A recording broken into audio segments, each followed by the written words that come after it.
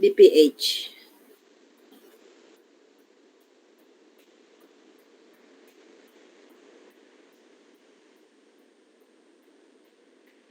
Benign.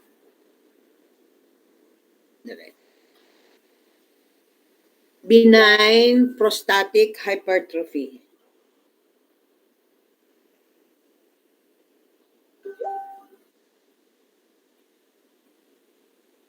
Okay. So this is prostate kasi prostate siyempre lalaki lang may prostate. So benign, BPH is benign.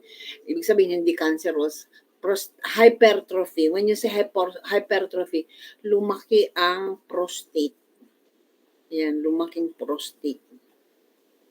Ito yung prostate eh. Ha? Na makakapa mo via the puwet. Kaya nga kailangan ang mga lalaki pagdating ng 40 years old palaging mag-DRE. DRE is digital, digit ito, di ba? Rectal exam. Ito ipapasok sa puwet. Maano na nila yung maano ng doktor yung size ng prostate gland. Kung lumaki ba or normal pa rin. So, DRE or digital rectal exam is recommended for men annually with age over 40 years old. This is a screening test for cancer. So, ask the patient to bear down. Ito, yan, yung puwet. This is the puwet, di ba? Mapapalpate niya yung ano eh. Remember, it's parang ano eh. Ito yun, no? Ito yun eh. Ito yung, can you see the cursor? Ito yung prostate. Yung urethra dumadaan dyan eh. Paglabas ng ihi. The reason why pag medyo matanda na yung lalaki, kung minsan lumalaki yung prostate eh. So naiipit itong urethra. Kaya ang kanyang ihi, instead na pag ganun, mahina yung patak ng ihi. Kaya yung mga lalaki, if you use the toilet, at wag kayong pipila sa likod ng matanda na. Kasi matagal sila umihi. Kasi dahan-dahan yung ihi nila dahil yung iba kasi may BPH, benign prostatic hypertrophy. Ayun o.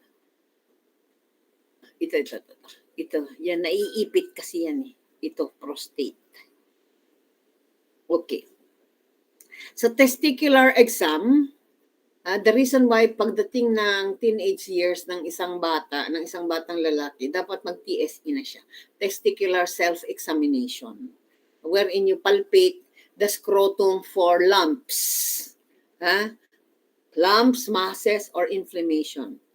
Okay, testicular exam. Remember, let's go back to testicular exam. Kailan ba nagti-TSE ang isang lalaki? Every month, tanda na, every month, ideally during birth date niya. Kung ang birthday niya is July 5, every 5th of the month, magte-testicular self-examination siya. What are you looking for? You're looking for lumps. Nakikita niyo na yung yung screen? Nag-share ba ako? Yes po, ma'am. Okay. So, ayan. Do not do testicular, TSE, testicular self-examination kung after masturbation, after sexual contact. Kasi matigas ang matigas talaga ang prostate mo pag ganun. Okay? What is the ideal time to do testicular exam? Pag after a warm shower. Warm hindi cold. Warm in the sense that it relaxes your muscles. Relax lahat. Yung scrotum mo, relaxed. Okay? After a warm shower. Okay. Pag walang after a warm shower, during a basta warm shower. During a warm shower, because habang nagsha-shower ka, pwedeng gamitin mo ang sabon pang slide dun sa scrotum, sa testis. Okay? So, if you're going to test for cancer of the prostate, usually elevated ang PSA. Tandaan na, PSA is prostate-specific antigen or prostatic-specific antigen. PSA, para talaga yan sa prostate cancer. Because elevated yan. Normal is 0.2 to 4 nanograms ml. Pag over 40 na, over 4 ang PSA, there's a probability na may cancer na siya. Okay, benign prostatic hyperplasia. When you say hyperplasia, lumaki nga ang prostate gland. Hyperplasia, ibig sabihin, pag dumami ang cells ng prostate gland, lumalaki siya. Kaya nagbi-BPH siya. Enlargement of the prostate that causes outflow obstruction. So pag malaki, itong daanan ng ihi, naiipit. Common in men older than 50 years old. So, yan. This is your prostate gland. Ito yung orange na to. Ang daming dumadaan dyan eh. This is your bladder. Okay? Normal prostate.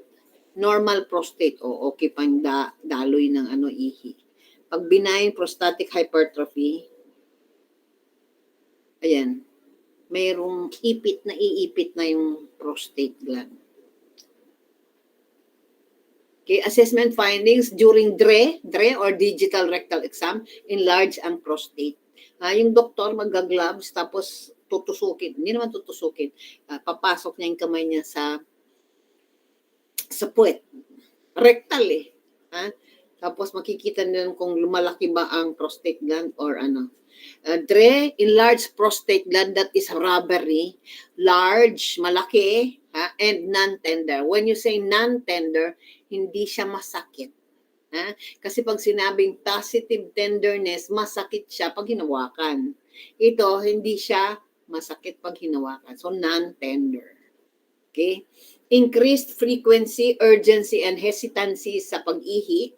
Nocturia, ibig sabihin, sa gabi, umiihi, and decrease in the volume and force of urine stream. Ito yung pinaka-actually, hindi to pwedeng contest ng pataasan ng ihi. Pataasan ng ihi kasi ganito yung ihi niya. At saka dahan, because nga hindi makadaan yung ihi niya talaga because of constriction na naiipit baga yung daluyan ng hangin. Decrease in the volume and force of urine stream. Sandali lalakihan natin to. Kasi tingnan mo, kung ang bata, ganyan ang ihi pa. Okay? Ayan yan siya. Okay. Malaki pa yung daanan ng ihi. Sa matanda na, 50 and above, ganyan yung prostate gland, naiipit yung daanan, yung urethra. So, ang ihi niya, bababa na, hindi siya pwede makipag-contest ng pataasan ng ihi. At saka pag mga lalaki, mga bata-batang lalaki, wala pa sila nitong BPH. Matagal ka maghihintay pag sa likod ka ng matanda. Maghihintay kasi matagal sila umihi. Okay, benign prostatic hyperplasia, medical management, immediate catheterization. Kasi ma-distended ang bladder nila kasi yung naipon ang ihi. Prostatectomy or di kaya ito ang din, TURP, transurethral resection of the prostate. Okay. And then of course, part of the medical management ay drugs, mga alpha blockers. Okay. Ito yun. Ganito ginagawang opera. Okay. Pinapasok sa pututoy mismo. Lalaki kasi ito eh. Pinapasok mismo itong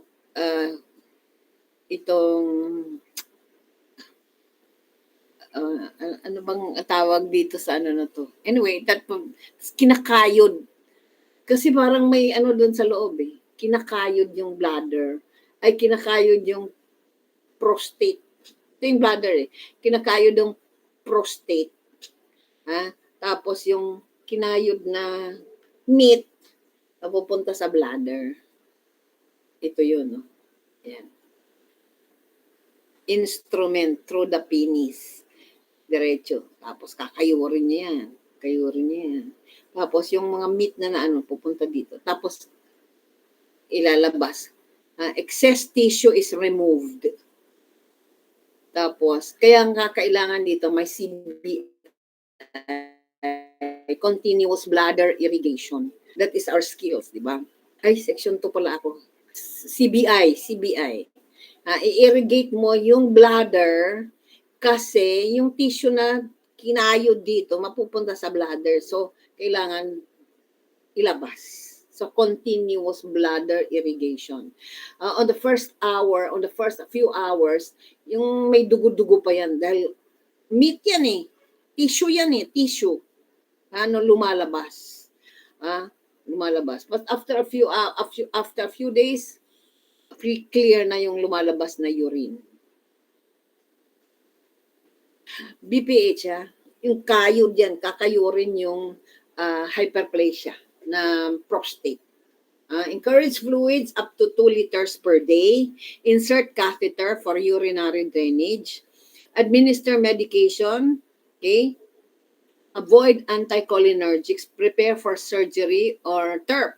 Trans inside yun. Urethral, okay? Prostatectomy. Teach the patient perineal muscle exercises. Avoid Valsalva until healing. Nursing intervention during TURP. Ulit ang TURP, transurethral resection prostatectomy. Okay? Maintain the 3-way bladder irrigation. Tatlong ano yun eh. Yung isa, papasok na tubig, tapos may lalabas na tubig.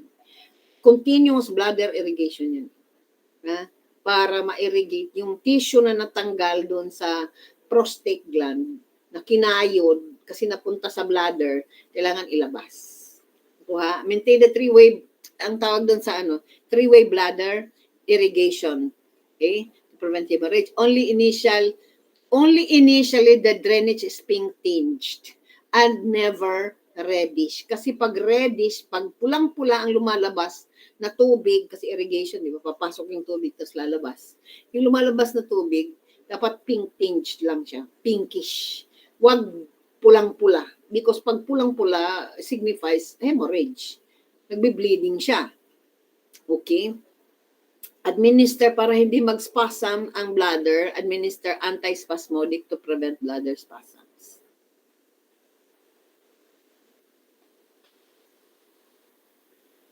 That's about it for BPH, benign prostatic hypertrophy.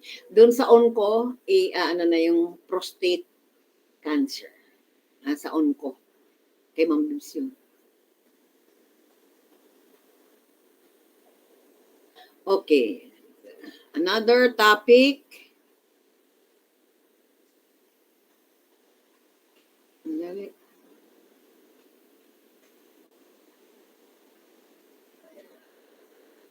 AGN. Although I talked about this before, ibig sabihin, topic na natin ito before. Kaso lang, renal GUT genitourinary. So, I'll talk about this again. Pediatrics ito AGN is acute glomerulonephritis. Ibig sabihin nito, ang glomeruli ng kidney ay infected. Okay, characterized by inflammation of glomeruli or small blood vessels of the kidney. This is an autoimmune and usually the causative agent is your GABS. GABS, Group A beta hemolytic streptococcus. Group A GABS kasi may Group B. Pero ang causative agent nito is Group A.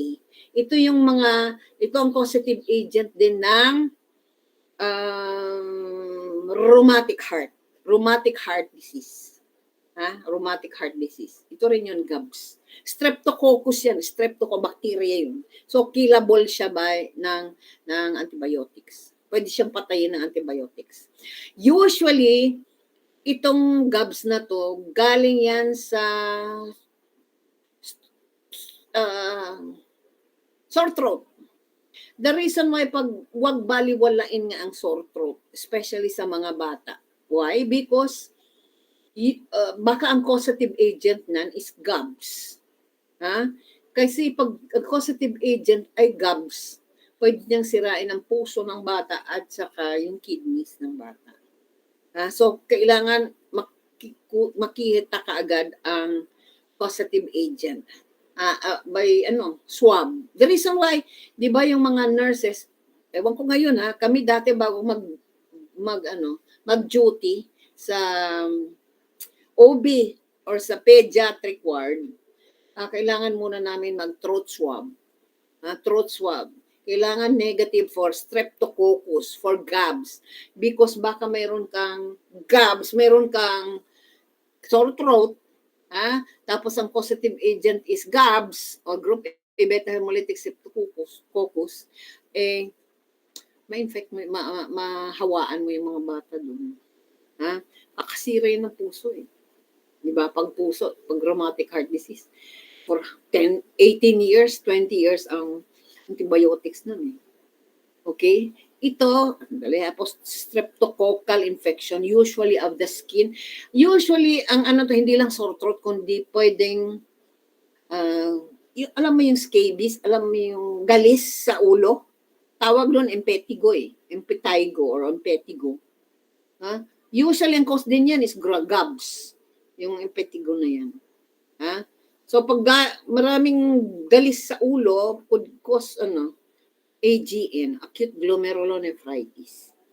What are the signs and symptoms? Basta ang signs and symptoms nito, is sudden onset of edema, periorbital edema, namamagay yung mata, and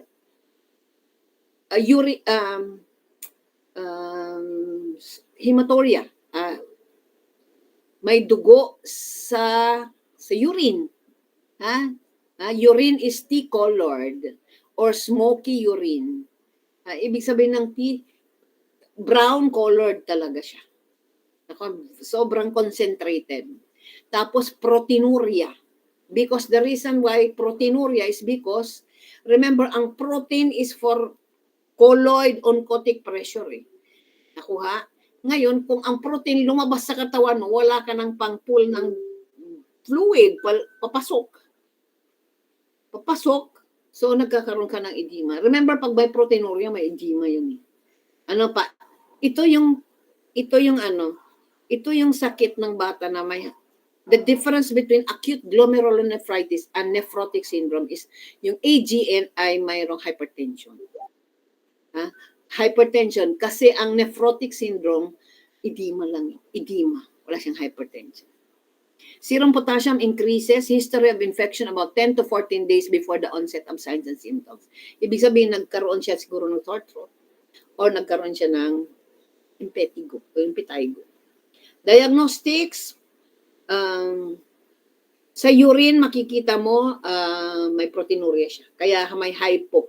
Remember, ang protein sa urine is albumin, di ba? So, hypoalbuminemia siya.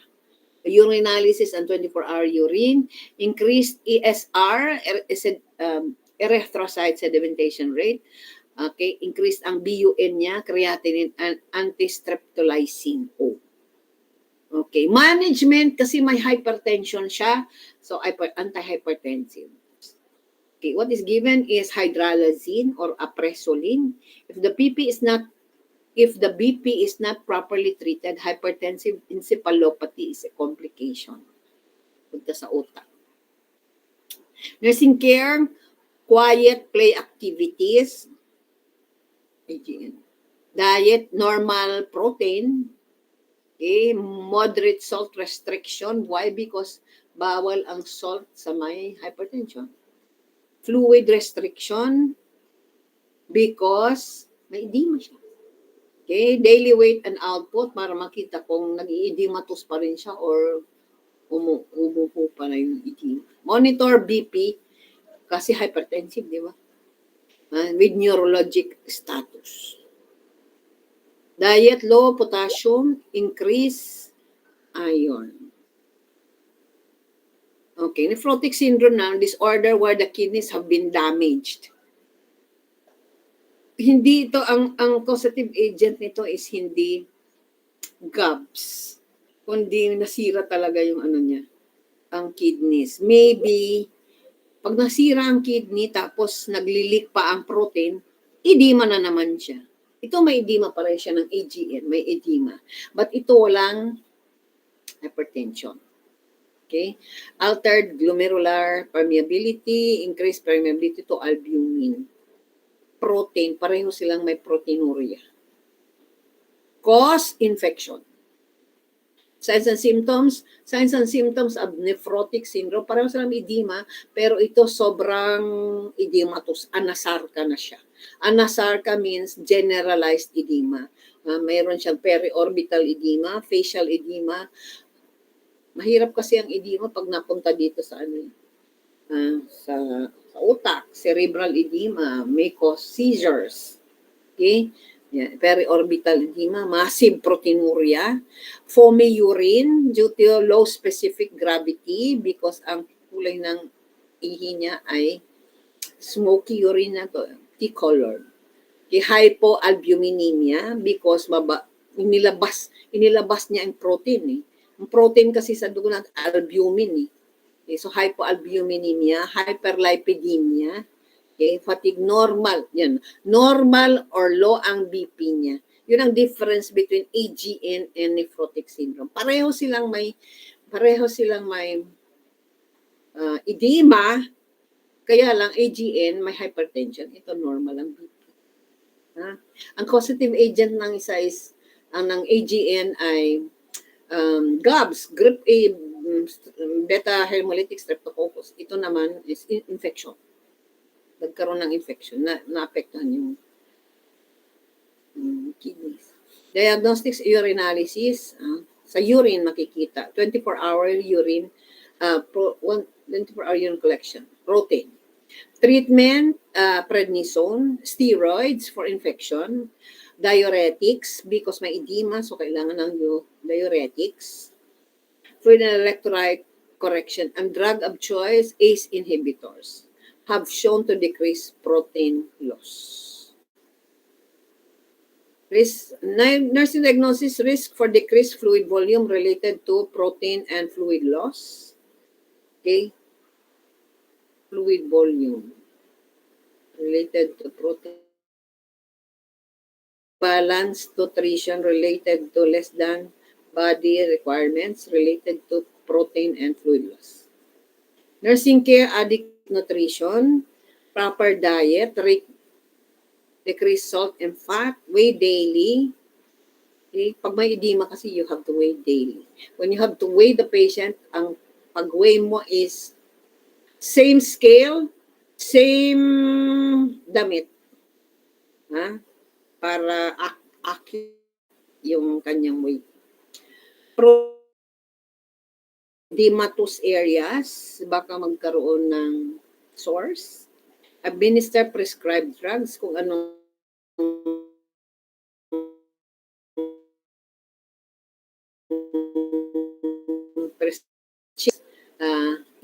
orange, increased potassium, banana, cantaloupe, and beef broth. Okay, so that's about it for ano pa ba? Topics.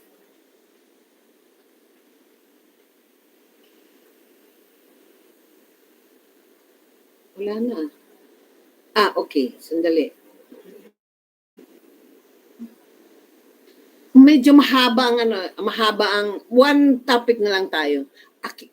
Acute renal failure. Pero mayroon akong